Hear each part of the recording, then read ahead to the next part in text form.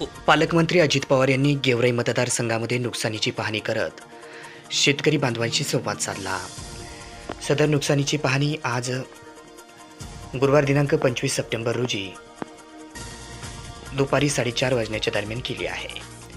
बीड जिल्ह्याचे पालकमंत्री तथा राज्याचे उपमुख्यमंत्री अजित पवार यांनी गेवराई तालुक्यातील महापूरग्रस्त भागाची पाहणी करून शेतकरी व नागरिकांचा प्रत्यक्ष संवाद साधला। अचानक आलेल्या या महापुरामुळे शेती, घरे आणि रस्ते यांचा मोठ्या प्रमाणावर नुकसान झाले असून शेतकरी हवालदिल झाले आहेत। या पार्श्वभूमीवर अजित पवार यांनी ग्रामस्थांशी थेट संवाद साधत त्यांचे अनेक प्रश्न व अडचणी व अपेक्षा जाणून घेतल्या।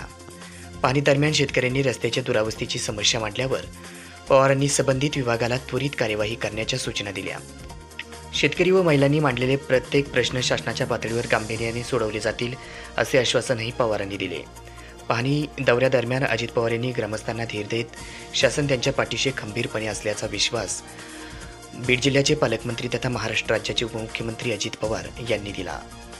यावेळी त्यांच्यासोबत अनेक कार्यकर्ते, पदाधिकारी तसेच जिल्हाधिकारी विवेक जॉन्सन, पोलीस अधीक्षक तसेच गेवराई मतदारसंघाचे आमदार विजयसिंह पंडित यांच्यासह शेतकरी बांधव मोठ्या संख्येने उपस्थित होते।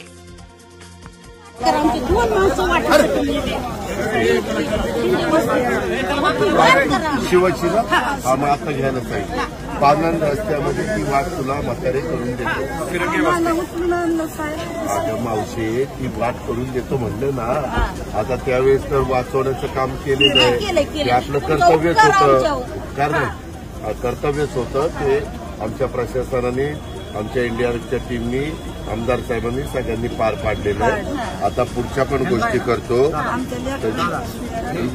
सगळं करतो। तू किती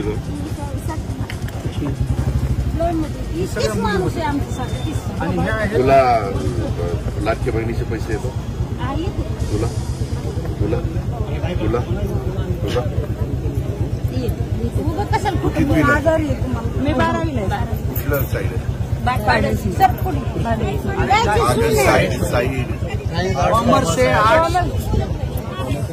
पुढं काय करायचं? वाट नाही साहेब, बंद राहून जाते। अहो, ते रस्ता आता घेतलं, बघितलं, एवढं सहकार्य करा, एवढंच करा दादा, दुसरं करतोय। इतक्या पाण्यातून आणि पुळातून रस्ता लाडक्या बहिणीचे पैसे ठीक आहे, चला येऊ का? येतो।